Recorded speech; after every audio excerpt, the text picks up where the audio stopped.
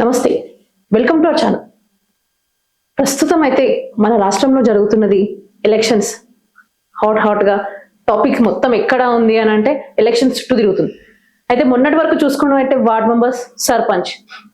ఇప్పుడు ఈ వారం రోజుల క్రితం నుంచి కౌన్సిలర్ ఎలక్షన్స్ అయితే జరిగినాయి. ముందస్తుగా మనకు జెడ్పీటీసీ, ఎంపీటీసీ, మళ్ళీ జీహెచ్ఎంసీ కార్పొరేషన్స్ కూడా ఉన్నాయి. అయితే ఇప్పుడు అయితే చూస్తున్నట్టే కౌన్సిలర్ ఎలక్షన్స్ లో చాలా అసలుకి అన్యాయాలు జరిగినాయని కూడా కొంతమంది చెప్తున్న మనకు న్యూస్ లో మొత్తం వింటున్నాము. అయితే దాని గురించి మనతో మాట్లాడడానికే ముందుగా మన స్టూడియోకి వచ్చిన వాళ్ళు ఎక్స్ ఎమ్మెల్సీ, సీనియర్ రాజకీయ నాయకులైన కపిల్ వై దిలీప్ కుమార్ గారు ఉండడం, మన సార్తో మాట్లాడదాం. నమస్తే. అయితే ఇప్పుడైతే మనకి మొన్నైతే సర్పంచ్ ఎలక్షన్ జరిగాయి. అక్కడ ఏమి గుర్తుండదు కాబట్టి అంత ఎక్కడ జరగలేదు, ఇబ్బంది అనిపించలేదు, వార్తలు అయితే వినిపించలేదు. కానీ ఇప్పుడు ముందుగా మనకి ఈ కౌన్సిలర్ ఎలక్షన్స్ వచ్చినాక కొన్ని అక్కడక్కడ మనకి వార్తలు అయితే వినిపిస్తున్నాయి.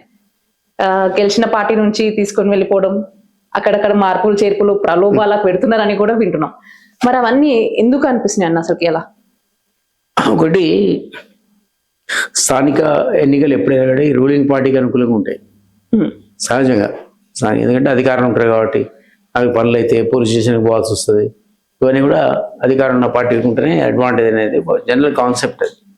అది ఈసారి కూడా మనకు అట్లా కనబడదు. అది రూలింగ్ పార్టీకి అనుకూలంగా ట్రెండ్ కనపడతాం. అది మీరన్న సింబల్ లేకపోయినా సరే సర్పంచ్లు కూడా వాళ్ళు ఎవరిని ఫీల్ చేస్తారో వాళ్ళు, లేదా ఇంకో పక్షాన్ని గెలిచిన తర్వాత నటు జంప్ కావడం, ఇవన్నీ మనం చూసాం. ఒక్కోసారి టికెట్ దొరక్క ఇంకో పార్టీ ఎదిరిపోతారు. సో అది సింబల్ లేదు కాబట్టి సరే ఏదైనా పర్లేదు. ఇప్పుడు విత్ సింబల్స్ పోటీ చేసింది కూడా దాదాపు వాళ్ళకు 60% వచ్చింది. అది ఊహించింది అయితే కాదు. మరి ఏమనుకున్నా అంటే అందరికి కూడా కాంగ్రెస్ వస్తుంది, 50-55 వస్తుంది, వీళ్ళకు 30-40 బాగానే ఈ మధ్యకాలంలో పోటీ బాగానే ఇస్తున్నారు అనుకున్నాం. ఎందుకు బీఆర్ఎస్ దాన్ని సీరియస్ తీసుకుంటే అనిపించలే. అసలు కేసీఆర్ బయటికే రాలేదు. ఉన్న హరీష్ వీళ్ళిద్దరు టవరింగ్ పర్సనాలిటీస్ కదా, కేటీఆర్ అండ్ హరీష్, వాళ్ళు దాన్ని సీరియస్ గా తిరిగినట్టు కూడా అనిపించలే. ఎక్కడ తిరిగినట్టు? దానివల్ల ఏమైందంటే కొంత డిసడ్వాంటేజ్ వచ్చింది. ఆ పార్టీ వీక్ అయింది. ఏదేమైనా 30% అయితే ఉన్నాయి వాళ్ళకి కూడా, లేదు మొత్తానికి రైట్ ఆఫ్ చేయలేరు, ఈ పార్టీ పని అయిపోయిందని. ఇంకో ప్రాబ్లం వాళ్ళకు కవిత. అసలు 4 రోజులు ఏదో ప్రశాంతంగా ఉంటే 5 రోజులు మేము నీళ్ళు తీసుకొచ్చి మరిస్తుంది. వీళ్ళు వేసినట్టు కనపడుతున్నాడు. ఆ నీళ్ళు మరిచి ఇంకో కొత్త ఇష్యూస్ తెస్తుంది తెర మీదకి. ఆమె కూడా నిలబడింది దానికి. కానీ గెలిచినోడు మాకు ఆమెకు సంబంధం లేని నుంచి తెల్లారే గంపగుత్త కాంగ్రెస్కి వెళ్ళిపోయాడు. వాడేపల్లి, అదే ఏం గుర్తుంది, సింహం గుర్తు నుంచి ఫార్డ్ బ్లాక్. ఈమెను బోణి కుట్టిన కవిత అని పేపర్లు వచ్చింది. సాయంత్రం కల్లా శ్రీనివాసరావు ఆవిడ ప్రెస్ పెట్టి కవితకు ఈ పార్టీకి సంబంధం లేదని ప్రకటించారు. ఇవన్నీ పాలిటిక్స్ జరుగుతున్నాయి. బట్ మీరు అన్నట్టు కొన్ని చోట్ల టగఫర్ ఉండి ఈ ఓటు ఎమ్మెల్యేలు ఎంపీలు ఇస్తే డిసైడింగ్ ఓటు కావడం, అక్కడ కాంట్రవర్సీ కావడం చూసాం మనం. అది జనగాం కావచ్చు, తొర్రూరు కావచ్చు.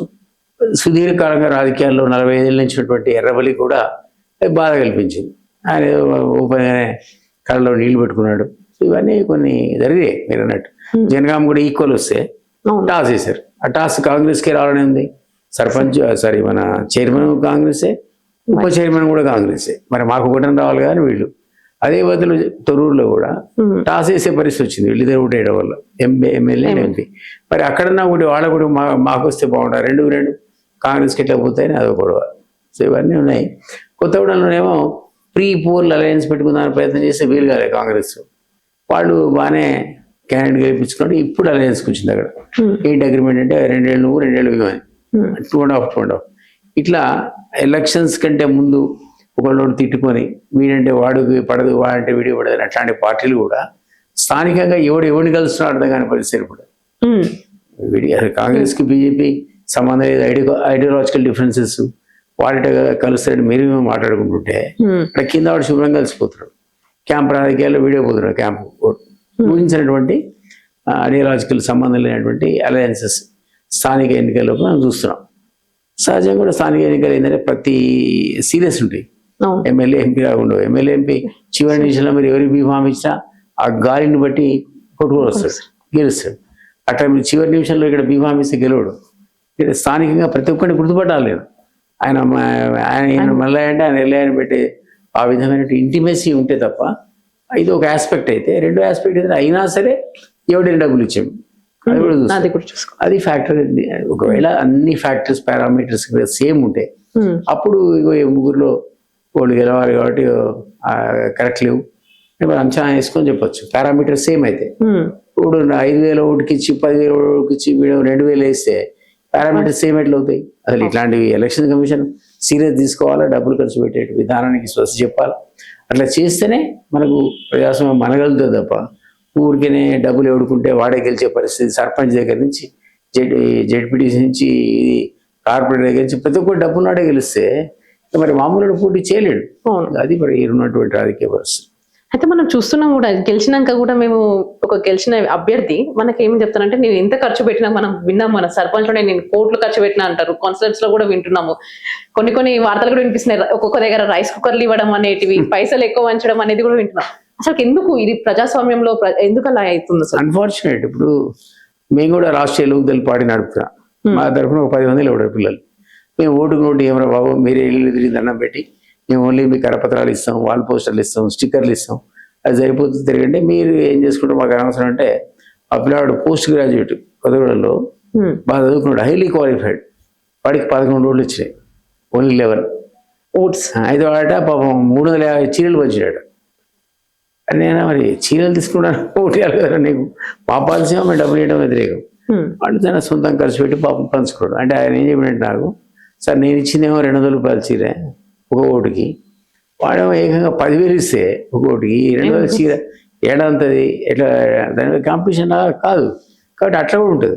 అంటే తాయిలాగా వేస్తే పుచ్చుకోవడం, హయ్యెస్ట్ ఓడి ఇచ్చాడో వాడికి ఓటాడు, అది కొత్త కల్చర్. ప్రతి వాడే డబ్బులు తీసుకున్నారు. ఎందుకంటే అది ఎట్లా అంటే డబ్బులు ఏం తీసుకున్నారు అంటే ఎట్లా సరే మరి వాళ్ళు వచ్చేదే ఇప్పుడు అక్కడ కనపడరు, ఆ తర్వాత మేము బుధవారం దొరకరు అంతే. సో ఇది ఇప్పుడే వాడు వచ్చి దండం పెట్టేది, ఇప్పుడు తీసుకుంటే ఎప్పుడు తీసుకుంటాం అంటాడు. అట్లా డెమోక్రసీ తయారైంది అన్ఫార్చునేట్గా. అది ఈవెన్ జనరల్ ఎలక్షన్స్ కూడా జరిగింది. మునుగోడు బై ఎలక్షన్కి నేను చీఫ్ ఎలక్షన్ ఏజెంట్గా ఉన్నా రాజగోపాల్కి, అప్పుడు బీజేపీలో ఉన్నాడు, ఇద్దరు కూడా బీజేపీలో. తర్వాత చాలా తక్కువ మార్కుతో ఓడిపోయాడు. మళ్ళీ ఆయన రిక్వెస్ట్ చేసి లేదే మనం పోదాం కాంగ్రెస్ వస్తాయని అన్నాడు వచ్చింది, కాంగ్రెస్ పోయినా. అప్పుడు కూడా నేను చీఫ్ ఎలక్షన్ ఏజెంట్. అయితే నేను ఎలక్షన్ కమిషన్ దగ్గరికి పోయి ఒక రిపోర్ట్ ఇచ్చిన. ఆ టైంలో ఏంటంటే ఒకడు 2 సీసాలు పట్టుకొని కూర్చున్నాడు మ్యారేజ్ హాల్ వచ్చి, విజువల్ తీసి ఇచ్చినాం చీఫ్ ఎలక్షన్ కమిషన్. సార్ చూడండి 2 సీసాలు పట్టుకొని కూర్చున్నాడు, ఇది ఎట్లా ఇన్ఫ్లుయెన్స్ అవుతున్నాడు ఓటరు, ఓకే సోన్స్ అపోజిషన్ పెట్టేది వెళ్తాడు అంటే ఆయన అన్నాడు సర్ప్రైజ్, ప్రతి మనిషికి 2 బాటిల్స్ అలవాడండి అన్నాడు. ఆ 2 పట్టుకొని కూర్చున్నాడు. ఎలక్షన్ కమిషన్ ఏం చేయలేదు అంటాడు. ఆశ్చర్యం అనమాట. అయితే నేను మరి స్టాక్ ఉంది కదా, ఆ స్టాక్ 2 లారీల లోడ్ స్టాకే పెట్టాయి, దాన్ని మీరు దాడి చేసుకుంటే అది కూడా మేము పట్టుకోలేమండి. ఎందుకంటే ఇక్కడైతే కోడ్ ఉందో, అది వయలేషన్ కదా, అవును కోడ్ ఉంది, 1/2 కిలో దానికి కరెక్ట్ 100 గజాల దూరంలో పెట్టాడు, అది కూడా అది రాదు ఎలక్షన్ కోడ్. సో అందువల్ల హెల్ప్లెస్నెస్ ని ఆ ఎలక్షన్ కమిషనర్ చెప్పాడు నాకు. అట్లా ఉంది పరిస్థితి. మారుద్దాం అనుకున్నా కూడా వాడు కూడా అంత సీరియస్ తీసుకోవట్లేదు. అది శేషన్ లాంటి దమ్మును లేడు. వాడు శేషన్ టీఎన్ చేసిన వాడు ఊపుపడి ఏ అమెండ్మెంట్ అవసరం లేకుండా ఉన్న చట్టానికి దుమ్ము దులిపి వాడు ఎమ్మడి ఒక్కొక్కడిని సతాయించాడు. అంటే ఎలక్షన్ ఇట్లుంటా అప్పుడే మనకు అర్థమైంది. ఇలా చేస్తాడు, శేషన్ చూపించాడు, బిల్లు ఉంటే ఎట్లా చేస్తాడు వ్యక్తి అని. ఇప్పుడు అంత విల్ పవర్ నాడు కానీ అంత శక్తిమంతులు కానీ మనకు కనపడలేదు. అందువల్ల మీరు అన్నట్టు డెమోక్రసీలో ఏంది డెమోక్రసీ అనొచ్చా అంటే అనడానికి లేదు.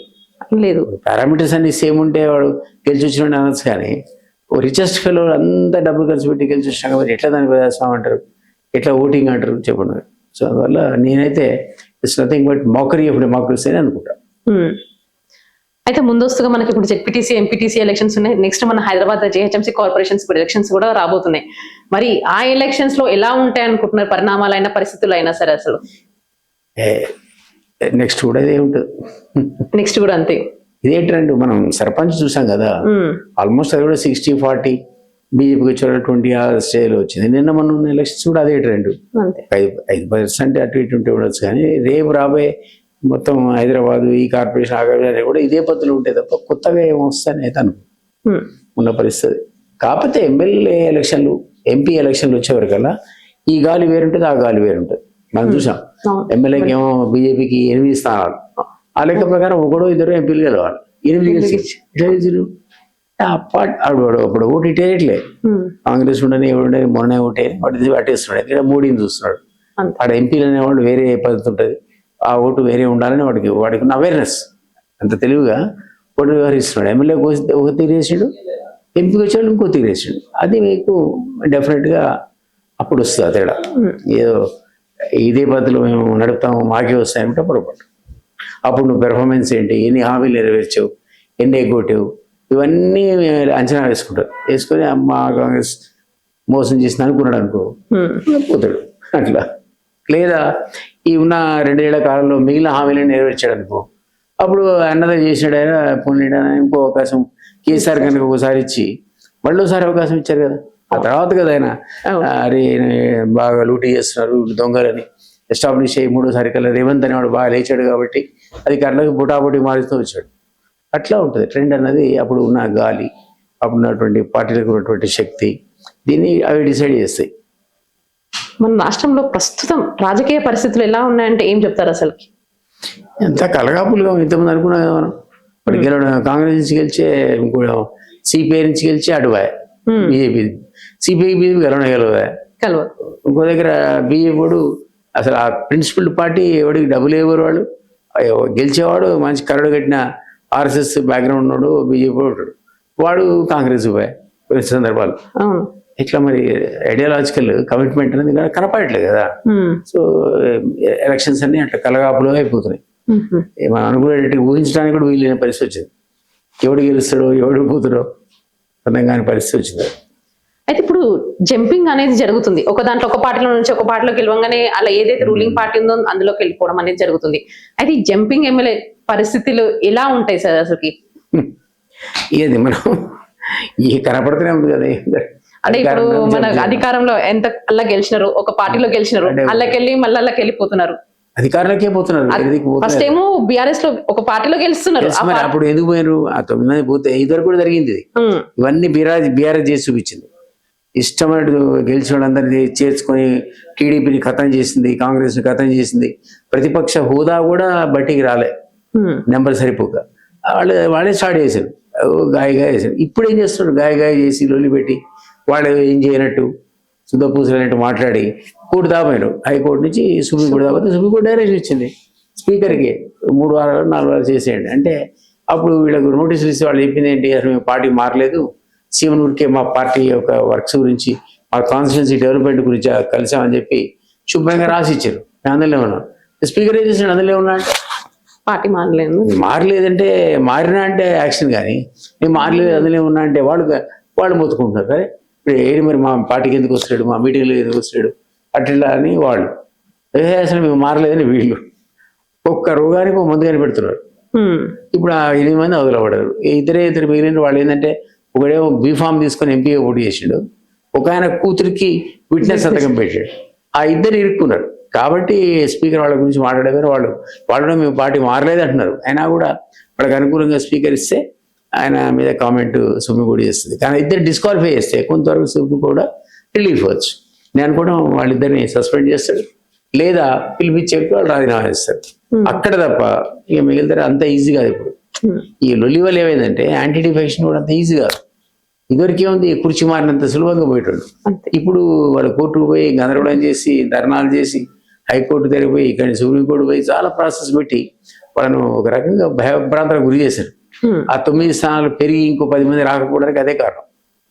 అయితే ఈ పాటికి మిగిలిన సగం వెళ్ళిపోదు. ఈ అడ్డంకి లాగా అయిపోయింది. మరి రేపొద్దున సుప్రీంకోర్టు ఇంటర్ఫియర్ అయ్యే డిస్క్వాలిఫైడ్ అంటే ఇప్పుడు చచ్చినట్టు ఎలక్షన్ పోవాలి. పొద్దు గెలుస్తాడు గెలడు అది ఇవన్నీ రకరకాల ఈక్వేషన్స్ కొత్తగా ఎమర్జ్ అయినాయి. గతంలో ఇటువంటి మిశ్రమ రాజకీయం లేదు, ఇప్పుడు కొత్తగా వచ్చింది. అయితే ఇప్పుడు కవితక్క పార్టీ నుంచి వెళ్ళిపోవడం వెనకాల బీఆర్ఎస్కి ఏమైనా ఎఫెక్ట్ జరిగిందా? కొంత ఇంపాక్ట్ పడ్డది కదా. ఇప్పుడు మీరు నేను అవినీతి పరులు వీళ్ళు ధృతాశ పరిపాలన ఎవడైనా సరే కవిత, అప్పుడు కవిత కూడా అందులో ఉన్నప్పుడు మనం అనుకున్నాం పని కావాలంటే కవిత దగ్గర పోవాలి, కేటీఆర్ దగ్గర పోవాలి, హరీష్ దగ్గర పోవాలి, లేదా సంతోష్ దగ్గర పోవాలి. వీడు కాక ఇంకో పేరు ఏదైనా ఉందా? మంత్రులు ఉత్సవికి రారు, ఎవరికి చేత కాదు, ఎవడి భయం. వాళ్ళ డిపార్ట్మెంట్లో ఏం పని చేసినా మనలో కానీ పెద్ద పెద్ద పనులు కావాలన్నా పైరలు కావాలన్నా సీఎంకు చెప్పే స్థాయే లేదు వాళ్ళకు, క్యాబినెట్ మంత్రులందరికీ. అట్లా గడగడలాడించిండు ఆయన వచ్చి రాక కూడా, రెగ్యులర్ వచ్చినప్పుడు కూడా కాదు. అదే మీరు ఇప్పుడు రేవంత్ రెడ్డి క్యాబినెట్ మీటింగ్ పెడితే అంతా కూర్చొని ఇటు తరగతి చూస్తున్నారు, ఎవరు కూడా వేసాడు వాడు.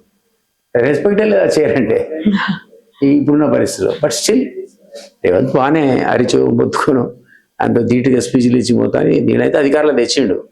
దాన్ని మిగిలిన హామీలు కూడా మీరు అన్నట్టు నెరవేరితే ప్రజలకు కన్సల్టేషన్ వస్తుంది. ఇప్పుడు లోకల్ బాడీలో కన్సల్టేట్ అయ్యాడు, 2-3 సబ్మిట్లు పెట్టిండు. 2047 విజన్ డాక్యుమెంట్ సక్సెస్ అయింది. తర్వాత కూడా పెట్టే కదా మహిళలది ఏదో అందాల పోటీలు పెట్టిండు, దాంతో కూడా తెలంగాణకు పేరు వచ్చింది. అట్లా ఈ మెసేజ్ వెళ్ళింది. దావోస్కు పోవడం, ఆడించుకొని అగ్రిమెంట్ తీసుకొని డబ్బులు తీసుకునే ప్రయత్నం చేయడం, ఏదైనా కానీ 100 అంటే 10 రాని మనకేంది మొత్తానికి కొంత ప్రయత్నం అయితే చేసిండు. కన్సాలిడేట్ అయ్యింది, గతంలో కంటే ఎక్కువ కన్సాలిడేట్ కాబట్టి అతని ఆధ్వర్యంలో మళ్ళీ వచ్చే ఎలక్షన్స్ కూడా ఇదే ప్యాటర్న్ లో ఉంటాయని అనుకుంటున్నాం. అంటే కాంగ్రెస్ లో కొన్ని వార్తలు వినిపిస్తున్నాయని కూడా బయట ప్రతిపక్ష నేతలు కూడా ఏమంటున్నారంటే సీఎం రేవంత్ రెడ్డి గారు ఇంకా 2 ఏళ్ళు ఉంటారా లేదా వేరే వాళ్ళు వచ్చారా ఆయన ప్లేస్ కి అని కూడా వార్తలు వినిపిస్తున్నాయి. మరి ఇప్పుడు ఈజీ కాదు, ఎవరు లేరు కదా, అంత టాల్ లీడర్ ఎవరున్నాడు, అధిష్టానానికి సహాయపడగలేవాడు. ఈయనైతే సంచులు మూస్తున్నాడు కదా, ఆ లెవెల్లో సంచులు మూసేవాడు ఎవడున్నాడు ఆ పార్టీలో. అందులో ఈయన దిగితే నేనే అనేవాళ్ళు 10 మంది ఉన్నారు సీఎం క్యాండిడేట్లు. 10 మంది, ఆ 10 మంది తనుకు తెచ్చే కంటే ఇతనే కంటిన్యూ చేయడం బెటర్ అని అధిష్టానం అనుకుంటుంది కదా. సో అంత నెసిటీ రేవంత్ తీసే నెసిటీ ఉందని నేను అనుకోవట్లే. But he has to very careful. CM Revanth Reddy గారు బూతులు తగ్గుతా ఉన్నారు రోజు, జాగ్రత్తగా ఉండాలంటాడు. అయితే నిన్న ఒకటైతే వార్తలు వినిపించినాయి, ఖ్యాతపల్లిలో అయితే మహిళా కౌన్సిలర్స్ పైన కొంచెం అసభ్య ప్రవర్తన అనేది జరిగిందని మేము విన్నాము. ఈ రోజు కూడా అది కేసు అనేది జరుగుతూనే ఉంది. అసలుకి సిపిఐ మహిళ పైన అది కూడా ఒక మినిస్టర్ అయి ఉండి అలా మహిళలతో అసభ్యంగా ప్రవర్తన చేయడం కరెక్టే అంటారా? అదొక పద్ధతేనా? సరే, అది ఎట్లా కరెక్ట్, మనం దాన్ని జస్టిఫై చేయలేము, అది కరెక్ట్ కాదు. మంత్రి బిహేవియర్ 80% క్రిటిసైజ్ చేస్తుంది తప్ప కరెక్ట్ అని మనం లేము. కానీ ఇది రాజకీయాలు దిగజారిపోయినాయి, చిల్లర అయిపోయినాయి, అసలు చిల్లర రాజకీయాలు అయిపోయినాయి. ఏం చేస్తాం? సో అందరూ ఒక విపరీత చేస్తే ఇది ఒకటి వాళ్ళను చేయడం. అదర్వైజ్ నా ఉద్దేశంలో ఏ పార్టీకైనా మంచిది కాదు, లాంగ్ రన్ లో ఆ రెప్యుటేషన్ మంచిది కాదు. అయితే ఇప్పుడు మన కవితక్క గారు తెలంగాణ ఉద్యమకారుల సభను అయితే ఏర్పాటు చేశారు. ఆ ఉద్యమకారుల సభలో తెలంగాణ ఉద్యమకారులను కేసీఆర్ గారు మర్చిపోయారు అని కూడా ఒక ప్రకటన అనేది ఇట్లా వాక్యం అనేది చెప్పేశారు. అది నిజంగా కరెక్టే, వాస్తవం ఏంటరా? కేసీఆర్ ఉద్యమకారులు మర్చిపోయాడనా? నిజమే కదా, మనందరం మాది కూడా డిమాండ్ అది. ఉద్యమకారులకు ముందు ప్లాట్లు ఇవ్వండి, వీళ్ళు 8 మంది ఉద్యోగాలు ఇవ్వండి, ఈ 2 అయిన తర్వాత వాళ్ళకి సరైన గుర్తింపు ఇవ్వండి, కార్డు. అంటే వాళ్ళు అన్నారు మేము స్టైఫండ్ ఇస్తాం, ఇంటికి ఉద్యోగం ఇస్తాం, తెలంగాణ వాళ్ళకి ఇంటికి ఉద్యోగం ఇస్తాం, గౌరవించుకుంటామని ఎలక్షన్ ప్రామిస్. అది మరి ఇంప్లిమెంట్ కాలే. ఈరోజు కూడా వాళ్ళ సభలు సమావేశాలు పెద్ద ఎత్తున పెట్టుకుంటారు. ఎవరు ఉద్యమకారుడు ఎవరు కాదడానికి యాడ్ 6 కొంతమంది పెద్దవాళ్ళని తీసుకొని కమిటీలు వేస్తే చెప్తారు వాళ్ళు. అందరూ అరెస్ట్ కావాలి, అందరికీ ఎఫ్ఐఆర్ ఇష్యూ కావాలంటే కాదు. కొంత తీవ్రంగా ఉద్యమంలో పార్టిసిపేట్ అయ్యి కూడా మీ దాంట్లో ఉండడు, పోలీస్ కేసులో ఉండడు. అంతమంది చేత ఉద్యోగం చేయలేని మీరు అనలేరు కదా. ఉద్యోగస్తున్నారు 42 days స్ట్రైక్ చేశారు, ఒక సంచలనం. అది పెద్ద ఊపు అయిపోయింది గవర్నమెంట్. దాని ఇంపాక్ట్ కూడా మనకు ఉన్నది, కంట్రిబ్యూషన్ తెలంగాణకు. ఇప్పుడు అంత ఈజీ కాదుగా ఉద్యోగస్తులను అరెస్ట్ చేయడం. కాదు, నిజంగా కూడా వాళ్ళు పోయి ధర్నా చేసినప్పుడు పోలీసులు అంత ఈజీగా మిమ్మల్ని నన్ను పట్టుకోవాలంటే వాళ్ళు పట్టుకోవాలి. పోనీ గవర్నమెంట్ సరే మన లాంటి కొలిగి అనుకుంటాడు. సో చాలా మంది ఎఫ్ఐఆర్ ఉండదు, ఆయన సీరియస్ ఉద్యమకారుడు ఉంటాడు. సో కమిటీ కోదన్నామని లేకపోతే ఇంకో నాలంటాను విమలకరం వీళ్ళు వేస్తే అందులో నిజంగా ఉద్యమం చేసినా మాకు తెలిసి ఉంటుంది, మేము సెలెక్ట్ చేస్తాం. వాళ్ళకి ఏంటి పోనీ స్టైఫండ్ ఇస్తావా, లేకపోతే ఉన్నట్టు చిన్న ప్లాట్ ఇస్తావా, ఏదో ఒకటి. ఏవకుండా ఆయన 10 ఏళ్ళు గడిపే, 2.5 ఏళ్ళు గడిపే. ఇంత తాత్సారం చేయడం అనేది కరెక్ట్. అందుకే కవిత అన్నది వాడు కేరీ చేయలేదు, పట్టించుకోలేదు. ఆ కామెంట్ అందుకే వచ్చింది. మేము సమర్థిస్తా విషయం, ఆ విషయం అయితే మీరు సమర్థిస్తారు కవిత గారికి. మరి ఇవాళ తప్పకుండా వీళ్ళ గుర్తింపు రావాలా, పెన్షన్ రావాలా, ఇంటికి ఉద్యోగం రావాలి. ఎంతమంది తిప్పి కొడితే 4,000 మందికి ఇచ్చిన అంటున్నారు, ఇంకో 600 మంది ఉంటారు, 10-12 గంటలు ఉంటారు కదా. వాళ్ళు కూడా ఇచ్చేస్తే బాధ్యత తీరిపోతుంది కదా. గవర్నమెంట్ అంతకుముందు ఫెయిల్ అయింది, 10 ఏళ్ళలో ఇగ్నోర్ చేసిన వాళ్ళు పట్టించుకోలేదు. ఇప్పుడు ఈయన కూడా 2.5 years మళ్ళీ ఉద్యమకారులు పట్టించుకుంటున్నాడు. ఇది మంచిది కాదు అనేది నా ఉద్దేశం. తెలంగాణలో ఉద్యమకారులతో పాటు నిరుద్యోగుల పరిస్థితి కూడా సేమ్ అలానే కనిపిస్తున్నాయి. రాష్ట్రంలో ఎక్కడ చూసినా కానీ ధర్నాలు చేపట్టడం కానీ, అంటే ముందుగా ఉన్న పార్టీ అరే ఏదో మాకు ఏం మంచి చేయలే అని కాంగ్రెస్ పార్టీని ఎంచుకున్నారు నిరుద్యోగులంతా కలిసి. ఊరు వాడ మొత్తం తిరిగి కాంగ్రెస్ పార్టీ వస్తే మాకు అనుకున్న ఉద్యోగాలు వస్తాయని కూడా నిరుద్యోగులు చాలా ఆశపడ్డారు. కానీ ఇప్పుడు చూస్తుంటే వాళ్ళు కూడా మళ్ళీ సీఎం రేవంత్ రెడ్డి గారిని కూడా అలానే అంటున్నారు, ఏం చేస్తలేరు అని కూడా అంటున్నారు. నిరుద్యోగుల సమస్య పెద్ద సమస్య. మీరు అన్నట్టు 10 ఏళ్ల లోపల రూలింగ్ పార్టీలో ఉన్నటువంటి అప్పుడున్న అధికారులు టీఆర్ఎస్ కూడా 2 lakh ఉద్యోగాలు అసలు అధికారంలో వచ్చిన మొదటి సంవత్సరం లోపలే వాడు ఫిల్అప్ చేస్తా అన్నారు, చేయలే. అప్పుడు మొత్తం కలిపి వాళ్ళు చెప్పుకునేది 60,000 ఉద్యోగాలు ఇచ్చామంటారు. అది కూడా తప్పని మా ఉద్దేశం, 30 అంటే ఇచ్చి ఉండరని. బట్ 60,000 అనుకున్న 2 lakhs వాళ్ళకి నిధులకు రాలేదు. అది క్యారీ ఫార్వర్డ్ అయ్యి కాంగ్రెస్ కూడా విదిన్ 1 year లో మేము జాబ్ క్యాలెండర్ ఇస్తాం, జాబ్స్ ఇస్తాం, 2 lakhs ఇస్తాం అన్నారు. వీళ్ళు ఇవ్వలే. వీళ్ళు కూడా ఇవే మహా తిప్పి కొడితే 40,000-50,000 ఉద్యోగాల కంటే ఎక్కువ రాదు. మీరు అన్నట్టు మరి ఏం కావాలి వీళ్ళు? మీరు అనుకున్న 2 లక్షలు ఇచ్చిన 28 లక్షల లోపల 2 పోతే ఇంకా 26 లక్షల మంది రోడ్ల మీద తిరగాల్సిందే. సో ప్రభుత్వం అన్నది వాళ్ళ గురించి కూడా ఆలోచించాలి. వాళ్ళకి స్కిల్ ఇవ్వాలి. వేరే స్టేట్కి పోయి కాంపిటీషన్లో నిలబడి తన ఉద్యోగం తెచ్చుకునే పరిస్థితిలో ఈరోజు తెలంగాణ లేడు. అతనికి ఆ స్కిల్ ఇవ్వాలి. ఎందుకు సెలెక్ట్ కావట్లేదు, ఈయన చదువులో ఏం ప్రాబ్లం వచ్చింది స్టడీ చేసి కొంత స్టడీ రూమ్స్ అట్లాంటివి పెట్టి వాళ్ళకి శిక్షణ ఉచితంగా ఇచ్చి వాళ్ళు కాంపిటీషన్లో ఇంకో స్టేట్ కన్నా పోయి తెచ్చుకునే పరిస్థితి ఒకటి. రెండోది ఒకటేమో దగ్గర 2 లక్షలు నింపేయాలి. అది మిగిలిన దీంతో కాదు కాబట్టి స్కిల్ ట్రైనింగ్ ఇచ్చి అప్పుడు తర్వాత మూడోది గవర్నమెంట్ ఆఫ్ ఇండియా స్టార్టప్లు స్టాండప్లు ఇట్లాంటి లోన్స్ ఇస్తుంది. పెద్ద పూచికత్తు లేకుండా చాలా డాక్యుమెంటేషన్ ఉంటుంది బ్యాంక్ లోన్ అంటే. అలా కాకుండా వాళ్ళకి టార్గెట్స్ ఇచ్చింది. మీరు అవి అవైల్ చేసుకోండి. ఫస్ట్ మీ పరిశ్రమ మీరు పెట్టుకుంటే మీ ఉద్యోగాలు మీరే 10 మందికి ఇవ్వచ్చు కదా. అట్లా 50% ప్రాబ్లం సాల్వ్ అవుతుంది. అందరికీ ఎలిజిబిలిటీ ఉన్న వాళ్ళందరికీ లోన్స్ ఇచ్చి మీరు పరిశ్రమలు పెట్టుకోమంటే ఇంకో 50% ఎగిరిపోతారు. అది లేకపోతే ఆయన ఏం చేయాలి? సోషల్ ప్రాబ్లం అవుతున్నాడు, కుటుంబానికి సమస్య అవుతున్నాడు, ఆల్రెడీ చదువుకున్నాడు కాబట్టి వైట్ కాలర్ పోయి పారబట్టుకుని పని చేయమంటే చేయడు, నామోసి. ఈ వైట్ కాలర్ పిల్లలు ఈరోజు త్రిశంకుని స్వర్గంలో ఉన్నట్టున్నారు. అది ప్రభుత్వానికి సమాజానికి కూడా ఒక కాంప్రహెన్సివ్ ప్లాన్ ప్రకారంగా వాడని అందరినీ అబ్జర్వ్ చేసుకునే పద్ధతి గవర్నమెంట్ ఆలోచించకపోతే ఇది వాళ్ళ త్రిశంకు స్వర్గం అవుతుంది. అంటే నిరుద్యోగులు ఏదైనా సరే సమస్యతోని బయటకు వచ్చినా ముందుకు వచ్చినా వాళ్ళని అరెస్ట్ చేయడం అనేది ముందుగా జరుగుతున్నాయి ఫస్ట్. అవి అంటే గతంలో పోలిస్తే వాళ్ళు కూడా గతం కంటే ఇప్పుడు ఇంకా జరుగుతున్నాయి, ఎక్కువ జరుగుతున్నాయి అని కూడా వాళ్ళు కూడా అంటున్నారు. అసలుకి న్యాచురల్ గా ప్రభుత్వం అన్నది నిరసనలు ఇట్లాంటివి ఆపేస్తుంది, కానీ దాన్ని శృతి మించింది. ఒక్కోసారి లాఠీ చార్జ్ చేయాల్సిన అవసరం లేదు. ఫర్ ఎగ్జాంపుల్ జర్నలిస్ట్ రఘు ఉన్నాడు, ఎక్కడ నిలబడి ఉన్నాడు మల్కాయిర్లా, ముసిగేసి పట్టుకొని పోతున్నాడు, మధ్య వాటర్ చేసినా ముసిగేందుకు కానీ పోయి చెప్పిన అరెస్టులు అయినా బాబు పలానా కేసులు చెప్తారు. ఆయన కంచి పోయి గుండాల్లాగా పోయి మఫ్టీలో పోయి ముసిగేసి పట్టుకపోతుండే ఎత్తుకొని. 2-3 రోజులు రిలీజ్ అయింది, అది వేరే విషయం. కానీ తీర్మానం వల్ల మీద 30 కేసులు పెట్టారు.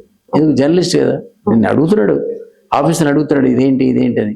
తప్పేముంది, సమానం చెప్పాలి. అతను నేను ఎట్లా 37 times అరెస్ట్ చేసిన, అంతకుముందు గవర్నమెంట్ చేసింది 37 times చేసింది. సో ఈ రకంగా వాళ్ళ అధికారాన్ని దుర్వినియోగం చేయడానికి అలవాటు పడిపోయారు. ఆ గవర్నమెంట్లో అప్పుడున్న టీఆర్ఎస్ కానీ ఇప్పుడున్న కాంగ్రెస్ కానీ అధికారులాగా ప్రవర్తనే మారిపోతుంది. అసలు ఆయన ఇందిరా పార్కే అవసరం లేదు, ధర్నా చౌక్ లేకుండా చేస్తా అని మొత్తానికి ఎత్తేసాడు. మనం ఎత్తేమని అనలే, ఉద్యోగాలు ఏమని అడిగినాం మనం. అంటే ధర్నా చేయడానికి ఉన్న అవకాశం కూడా ఎత్తేస్తా అంటే ఎట్లా? సో ఆ పని ఆయన చేసాడు, ఈయన కూడా చేస్తున్నాడు. కాబట్టి ఒక స్వేచ్ఛ ఏంటంటే అప్పుడు కనీసం నువ్వు మాట్లాడడానికి కూడా వీలైపోతుండే. ఇప్పుడు నువ్వు అరవదలుచుకుంటే అరవచ్చు, స్వేచ్ఛ ఇచ్చిండు నేను, అంతే. మిగిలిన సాల్వ్ చేయకపోయినా. సో అది అంతేగాని ఏమి ఎక్కువ డిఫరెన్స్ అనేది కనిపించట్లేదు. నిరుద్యోగ సమస్య అట్లే ఉంది, ఎక్కడేసే అట్లే ఉంది. అది సమాజానికి రేపు పొద్దున తీవ్రమైనటువంటి ఒక ప్రాబ్లంగా పరిణమిస్తుంది. అది రాకముందు ప్రభుత్వాలు మేల్కోవాలని నా అభిప్రాయం. తెలంగాణ రాష్ట్రంలో బీజేపీ బలపడే ఛాన్స్ ఏమైనా ఉందా? అది ఫెయిల్ అయింది, ఇది ఫెయిల్ అయింది. ఆబ్వియస్లీ మనకి ఏది చాయిస్? బీజేపీ రావాలి, లేస్తలేదంటున్నాను. ఎంత వాడు ఇద్దరే దుందే అన్నప్పుడు, ఎందుకంటే ఆయన ఏమన్నప్పుడు గ్యాప్ ఉందని అర్థం. మొదటివాడు ఫెయిల్ అయింది కాబట్టి దించేసినాం, రెండోడు అయితేనంటే ఏం కాలేదు, 2.5. మరి ఎవరు రావాలి ఇందులో? కొత్త పార్టీ రావాలి, లేదా ఉన్న బీజేపీ. ఆ బీజేపీ అనేది పుంజుకుంటలేదు, అన్ఫార్చునేట్లీ వాళ్ళు లేస్తలేరు. కాబట్టి ఒక వ్యాక్యూమ్ వచ్చింది, పొలిటికల్ వ్యాక్యూమ్. ఆ వ్యాక్యూమ్లో రావాలని ఓ తీర్మానం మళ్ళీ ట్రై చేస్తున్నాడు. కొత్తగా వచ్చిన మన అక్క కవిత ట్రై చేస్తుంది.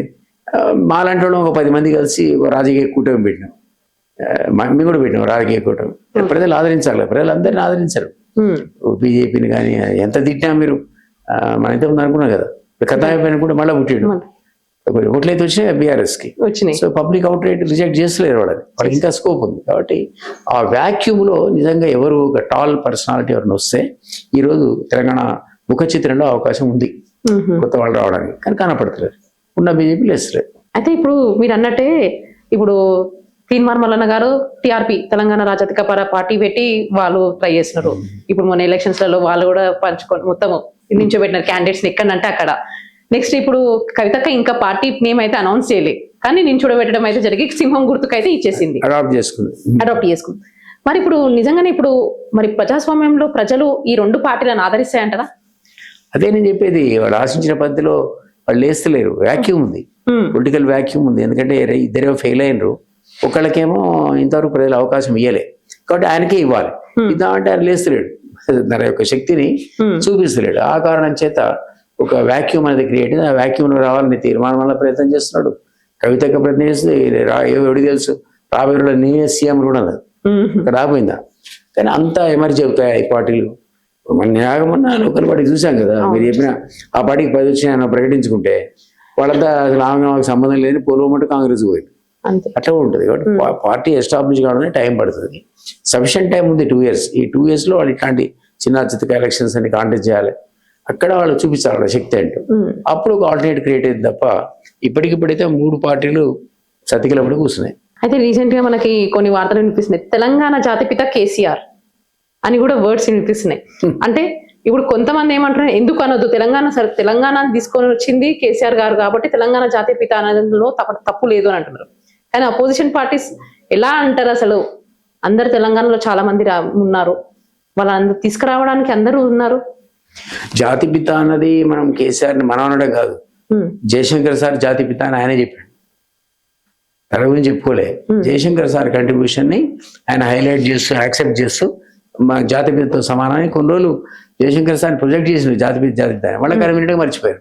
ఇప్పుడు ఈయన ప్రొజెక్ట్ చేస్తున్నారు. ఆయన వెనక ఈయన జాతిపిత అని చెప్పేవాళ్ళలో నాకు తెలిసి ఒక్కడు కూడా తెలంగాణ ఉద్యమం సందర్భంలో జైలు పోయిన లేడు. అంతా కొత్తోళ్ళే. ఏదంటే చెంచాగిరి చేయడానికి బదిలీ చేయడానికి తప్ప ఇవాళ నాకైతే వాళ్ళ ముఖాలు కూడా తెలియదు. నేనైతే డే 1 నుంచి ఉన్న తెలంగాణ పార్టీలో ఆయనతో ఉన్న విడిగా ఉన్న విమలకతో కలిసి నడిపిన తెలంగాణ ఉద్యమాన్ని అయితే మేము వదలలే కదా, మాకైతే తెలుస్తారు కదా. ఈ కొత్తగా జాతిపితాన్ని కీర్తించేవాడు ఎప్పుడు కూడా ఉద్యమాలే లేడు. అసలు వానికి ఏం అర్హత ఉంది అసలు? ఈయన జాతిపిత ఉన్న కదా తెలిసేవాడు వాడేనా? మనం చెప్పాలి, కోదండరాం చెప్పాలి.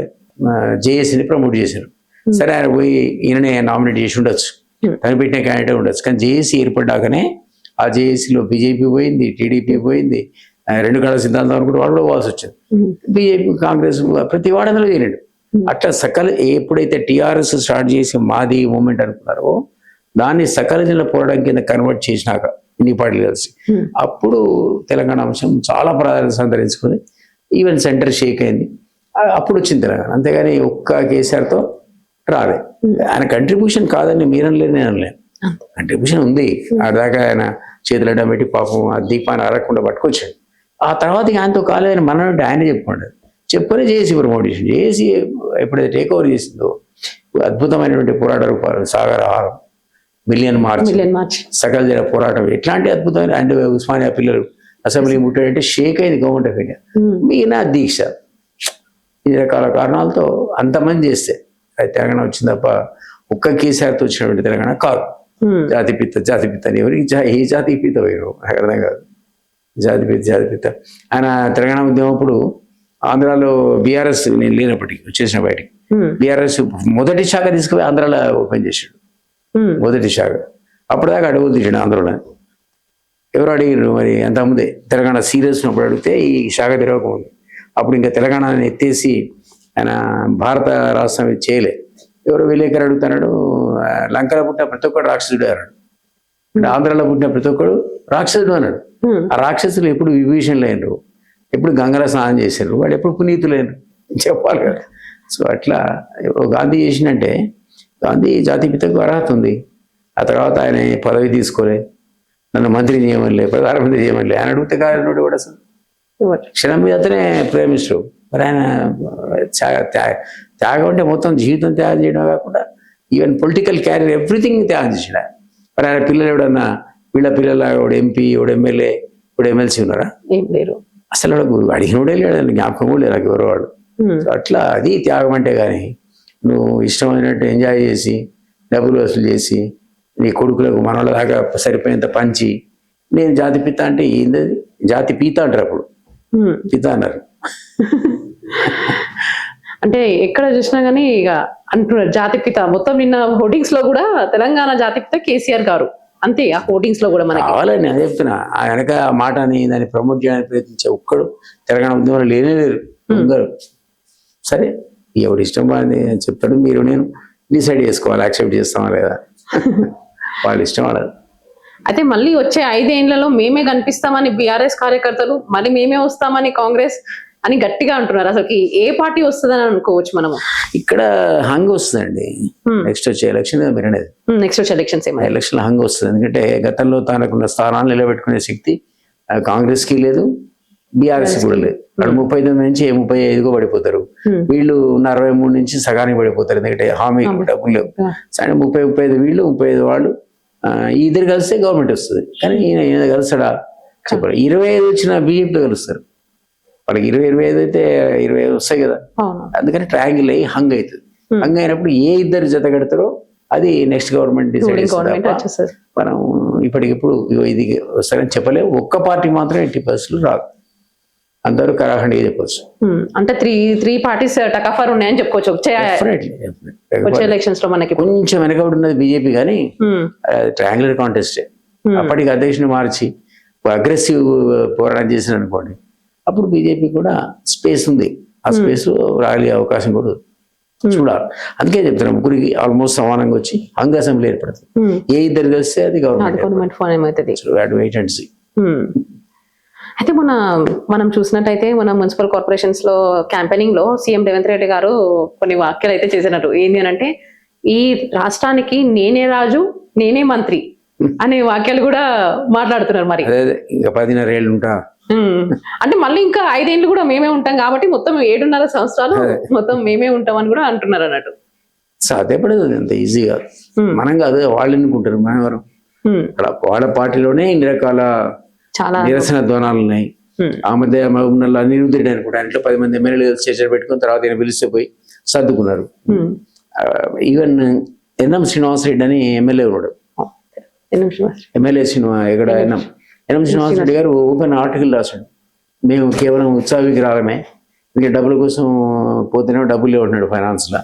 ఊళ్ళో పోయి అధికారుల దగ్గర కాగితాలు ఇస్తారు కదా పనుల కోసం, అధికారులకు ఇస్తే ఒకసారి ఇస్తే రెండోసారి కల్లా సార్ మీరే డబ్బులు తేండి సార్ చూపిస్తే మేము ఖర్చు పెడతా ఉంటున్నారు. సో అక్కడ రావు, ఇక్కడ మనం ఇచ్చే పరిస్థితి లేదు. ఏంది మేము చేసేది? సో ఇంట్లో పడుకుంటున్నాం అన్నాడు ఉత్సవ విగ్రహాల కింద. ఈ సిచ్యువేషన్ కరెక్ట్ కాదు అంటున్నాడు. సో దానివల్ల మీకు ఈయన ఏదో లేస్తాడని అనిపించట్లేదు. ఆయన మొత్తానికి పడుకున్నాడు అని అనుకోవడానికి వీలు లేకుండా ఉంది. ఆయనకి నిజంగానే తిరిగితే ఇప్పటికి కూడా కేసీఆర్కు ఆ చార్మ్ ఉంది, తిరగాలి. తిరగకుండా కష్టం, కానీ ఆయన నిజంగా తిరిగితే దాని అట్రాక్షన్ ఉంటుంది. ఈ ఇద్దరు పోటీ పడకుండా, హరీష్ కేటీఆర్ పడకుండా కొద్దిగా సఖ్యత ఉంటే వాళ్ళకు ఛాన్సెస్ ఎక్కువ ఉన్నాయి. సో ట్రయాంగిలే.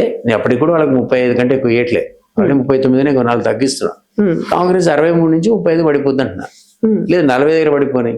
వీళ్ళిద్దరికి సరిపోతాయి కదా, 60 దాటితే అయిపోయి. సో అలయన్స్ అనేది BJP post alliance, pre alliance పెట్టుకోరు. ఎవరికి కూడా మొత్తం మేమే గెలుస్తాం అంటారు మాట్లాడితే. అది సాధ్యపడదు. అది అర్థమయ్యే లోపల ఆలస్యం అవుతుంది. ఆఖరికి వాళ్ళకి వచ్చేవి ఏంటంటే ఇద్దరు కలిస్తే 60 వస్తాయి. వచ్చినప్పుడు కాంగ్రెస్ అప్పుడు ఇంకోసారి వచ్చే పరిస్థితి లేదు. మన తెలంగాణ గవర్నమెంట్ నుంచి పర్మిషన్స్ జరుపుకోవడానికి ఇవ్వట్లేదు, పోలీస్ కానీ ఎక్కడ కానీ. అసలు ఎందుకు మనకి ఛత్రపతి శివాజీ బర్త్డే సెలబ్రేషన్స్ జరుపుకోవడానికి ఎందుకు నిరాకరిస్తుంది తెలంగాణ గవర్నమెంట్ నుంచి? అతను ఒక ఫేమస్ కింగ్, ఆ రోజు లోపల ముస్లిం కింగ్స్ మీద పోరాడాడు. ఈవెన్ ఢిల్లీ దాకా పోయింది కదా. టిప్పు సుల్తాన్ ఆస్థానంలో ఆయన పట్టుబడినని, సుల్తానాన్ని గౌరవించి పంపించిండని. సుల్తాన్ కూడా బ్రిటిష్ మీద పోరాడాడు. ఆయన one of the only Muslim king who fought with British. So అట్లా ఇద్దరు ఫేమసే, టిప్పు సుల్తాన్ కానీ ఇక్కడ ఛత్రపతి కానీ. మహారాష్ట్రలో అయితే చాలా పవర్ఫుల్, ఆయన చాలా గొప్ప, దానికి అది ఉంది, ఆయనకు అది ఐకానిక్ వాల్యూ ఉంది. అంత లేకున్నా మనకి చాలా చోట్ల ఛత్రపతి శివాజీ మీద విగ్రహాలు ఉంటాయి, అందరూ ఉంటాయి, మన దగ్గర ఉన్నాయి చాలా చోట్ల.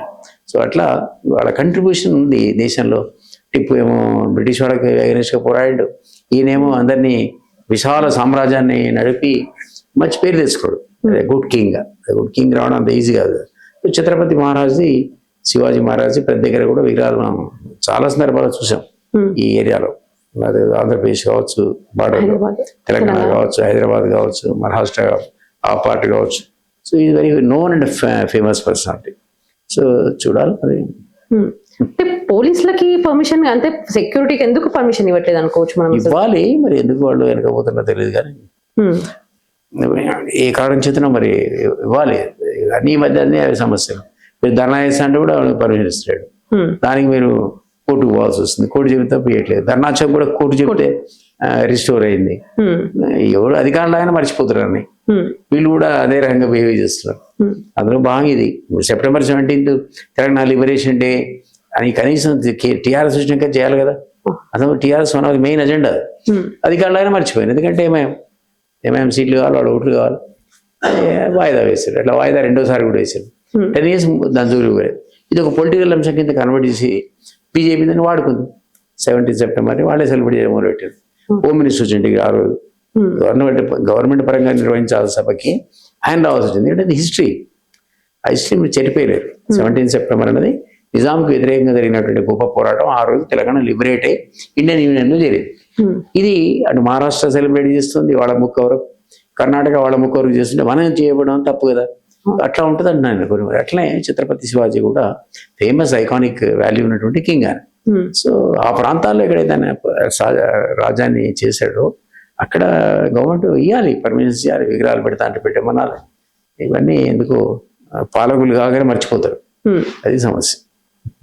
మన తెలంగాణ రాజకీయాలను మారవాలి, ప్రజల్లో మారాలి అంటే ఎలక్షన్స్ వస్తున్నాయంటే ముందుగా ఎవరు మారాలి? వచ్చే నాయకుల లేకపోతే ప్రజల? పొలిటికల్ పార్టీస్ మారాలి.